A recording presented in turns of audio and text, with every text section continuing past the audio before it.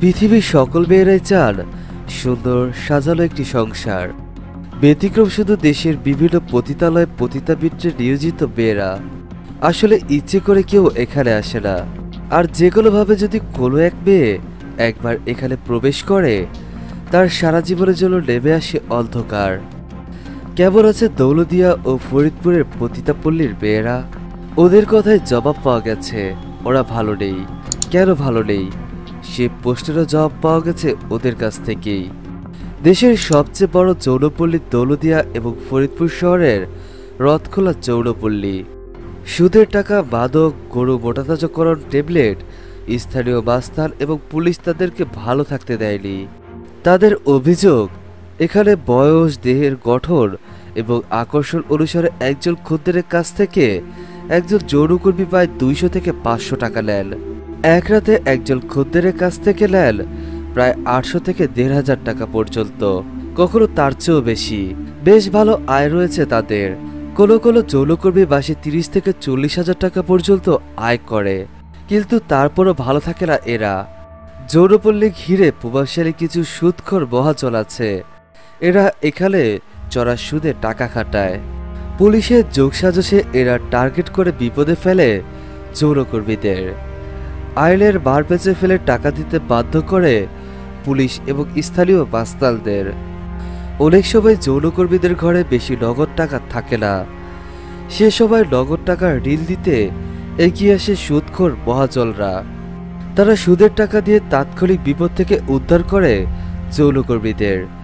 সুদের পরিমাণ দিনে 1000 টাকায় 100 টাকায় সুদ। যৌনকর্মীরা যত টাকাই দিক না কেন মহাজনের সুদের টাকা আর শোধ হয় না। মহাজনদের খাতায় থেকে যায় দেনার দায়। প্রতিবাদ করার সাহস পায় না কেউ। প্রতিবাদ করলে কপালে জুটে প্রহার। ব্যাপক অনুসন্ধানে জানা গেছে এমনই কয়েকজন সুদখোর মহাজন আছে দৌলতদিয়া ও ফরিদপুর রথখোলা যৌনপল্লীতে। সন্ধ্যা নামলেই তারা পল্লীতে সুদের টাকা আদায় করতে চান। কেউ টাকা দিতে না পারলে বা প্রতিবাদ করলে তাকে পেটানো হয় হাতুড়ি দিয়ে। হাতের নখগুলো ছেঁচা দেওয়া হয় সাঁড়াশি দিয়ে। ভয়ে সুদের টাকা পরিশোধ করে মেয়েরা। জানা গেছে দৌলতদিয়া পল্লীতে এমন সুদখোর মহাজনের সংখ্যা কমপক্ষে 50 জন। ওই পল্লীতে দেহ ব্যবসার সঙ্গে যুক্ত প্রায় 4500 যৌনকর্মী। নাবালিকা মেয়েদের সংখ্যাও উল্লেখযোগ্য। 18 বছর বয়সের নিচে কোনো মেয়ে যৌন পেশায় আসতে আইনি বাধা থাকলেও তাদের লাইসেন্স আনতে কোনো অসুবিধায় পড়তে হয় না এখানকার বাড়িওয়ালিদের। মোটা অঙ্কের অর্থের বিনিময়ে দালালদের মাধ্যমে বিভিন্ন কৌশলে এখানে নিয়ে আসেন তারা। জোর করে আটকে রেখে তাদের দেহ ব্যবসায় লিপ্ত হতে বাধ্য করেছে। এদের আয়ের সম্পূর্ণ অর্থ বাড়িওয়ালিরাই ভোগ করেন। এদের কপালে জোটে মাত্র 3 বেলা খাবার, পরনের কাপড় আর এখানে টিকিয়ে রাখতে বিভিন্ন প্রকার মাদক দ্রব্য। আর তারা যেদিন বাড়িওয়ালিদের খপ্পর থেকে মুক্তি পায় তখন তাদের আর হয়তো চাহিদাও সেভাবে থাকে না। যে ট্যাবলেট খাইয়ে গরু মোটা তাজা করা হয়, যৌনপল্লীর বাড়িওয়ালিরা সেই ট্যাবলেট খাইয়েই দ্রুত দেহভর্তি করে তোলে অপ্রাপ্তবয়স্ক মেয়েদের। দ্রুত শরীর বাড়িয়ে তাদেরকে খদ্দরের উপযোগী করা হয়। চিকিৎসকরা জানিয়েছে এতে ওই সকল মেয়েদের কিডনি নষ্ট হয়ে যায়। কয়েক বছর পরপরই অসুস্থ হয়ে পড়েন তারা। তাদের মৃত্যু অনিবার্য হয়ে ওঠে। এই ধরনের রোগে একাধিক মৃত্যুর খবরও পাওয়া গেছে দৌলতদিয়া পল্লীতে। অসুস্থ হয়ে পড়লে বাড়িওয়ালিদের তাদেরকে বের করে দেয় পল্লী থেকে। বাড়িতে ফিরে তারা মারা যান বিনা চিকিৎসায়। পল্লীগুলোতে মাদক এক ভয়ঙ্কর সমস্যা। অপরাধীদের অবাধ চলাফেরার স্থান পল্লী। দেশি মদ থেকে শুরু করে ইয়াবা সহ নানা জাতের নেশার অবাধ বেচাকেনা হয় এখানেই। আগে কেবল অপরাধ জগতের লোকেরাই নেশাদ্রব্য গ্রহণ করলেও ধীরে ধীরে নেশার জগতে জড়িয়ে পড়ছে যৌনকর্মীরাও। প্রতিদিন হাতে কাঁচা টাকা আসায় আরো বেশি পরিমাণে নেশায় জড়িয়ে পড়ছে এরা।